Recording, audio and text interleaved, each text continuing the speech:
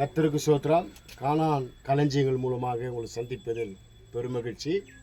பாருங்கள், மிளகாய் செடி. இந்த மிளகாய் செடி போட்டு வளர்ந்துருக்கு. சில காய்கள்லாம் காய்ச்சிருக்கு பாருங்கள். மிளகாய், காஞ்ச மிளகாய், பச்சை மிளகாய் பாருங்கள்.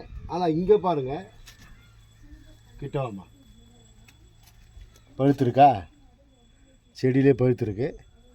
ஆனால் இதுலேருந்து ஒரு விஷயம் சொல்லி ஆகணும்.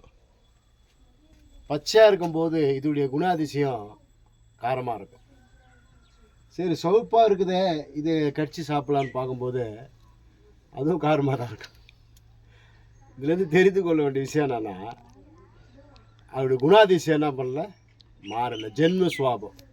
சில குணாதிசயங்கள் ஜென்ம சுவாபம் மாறாமல் இருக்கும்போது சில நேரங்களில் அது காரமாக தான் இருக்கும், கசப்பாக தான் இருக்கும். அதனால் நம்ம ஜென்ம சுபாவத்தை மாற்றும்போது, ஒருவன் கிறிஸ்துவுக்குள் இருந்தால் புது சிருஷ்டியாக இருக்கிறான், பழையவைகள் ஒழிந்து போயின, எல்லாம் புதிதாகின.